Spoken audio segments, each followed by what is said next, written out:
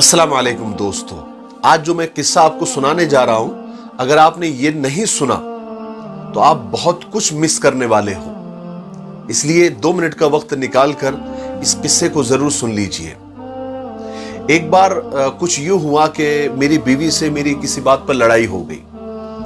हमने एक दूसरे से बात बंद कर दी। दिन भर हमारी बात बंद रही। रात का वक्त आया, रात हुई, सोने के लिए हम दोनों कमरे में गए। बेड के एक कोने में वो लेट गई, एक कोने में मैं लेट गया और हम काफी देर तक करवटें बदलते रहे, क्योंकि नींद उसको भी नहीं आ रही थी और नींद मुझे भी नहीं आ रही थी। लेकिन रात काफी हो चुकी थी, तकरीबन 1 या 2 बज रहे थे।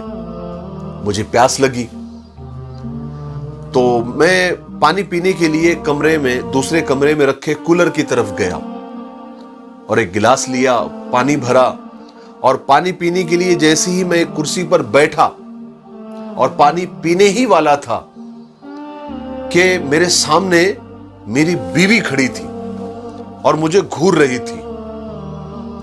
मैं अचानक उसको इस तरह से अपने सामने पाकर परेशान हो गया, लेकिन उससे मैंने घूरने की वजह नहीं पूछी, क्योंकि हमारी बात जो बंद थी। मैंने इग्नोर किया और पानी पीने के लिए गिलास अपने मुंह तक ले आया। लेकिन इससे पहले कि मैं पानी पीता, उसने मेरे हाथ से गिलास छीन लिया। मुझे बड़ा अजीब लगा कि भाई, लड़ाई अपनी जगह पर, लेकिन पानी पीने में तो कोई पाबंदी नहीं होनी चाहिए ना।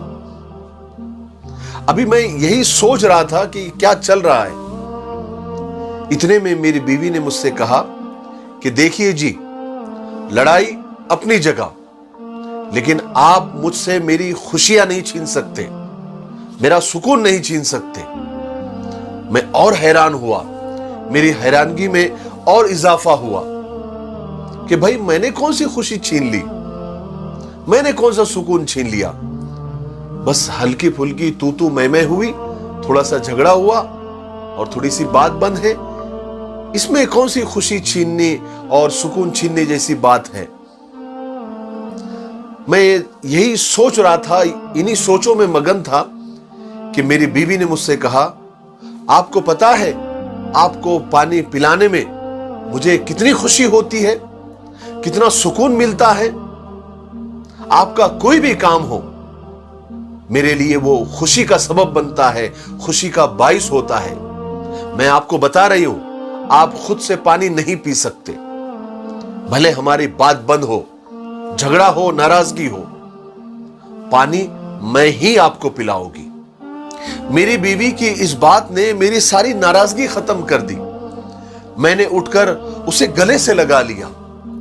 उसने भी सारी नाराजगी खत्म करके मुझे अपनी बाहों में भर लिया और गले लगते हुए कहने लगी, आपको पता है मैं आपसे नाराज नहीं हो सकती।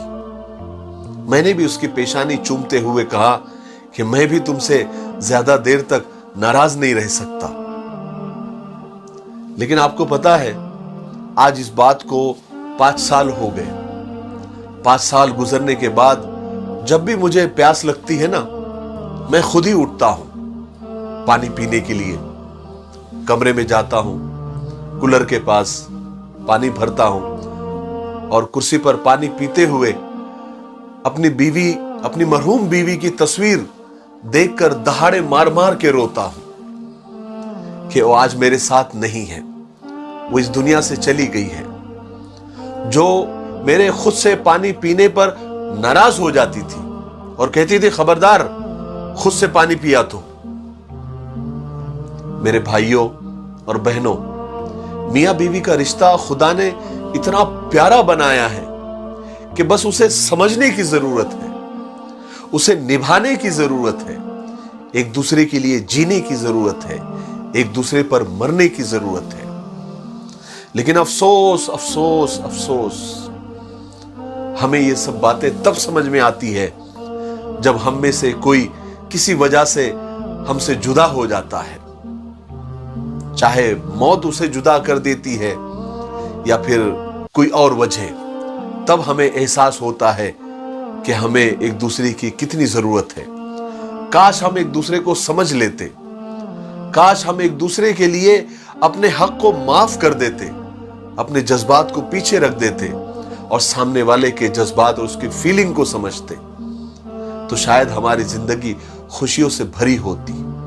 मेरी नजर में तो सच्चा इश्क वो है कि जो इत्र, खुशबू, परफ्यूम से शुरू होकर विक्स, बाम, आयोडेक्स और मुंह तक साथ निभाए। क्योंकि इश्क वो नहीं जो कोई कर रहा होता है, इश्क तो वो है जो कोई निभा रहा होता है। मुझे उम्मीद है कि आपको इस छोटे से किस्से से बहुत सारी बात समझ आ गई होगी। मेरे लिए दुआ करते रहे। अस्सलाम वालेकुम।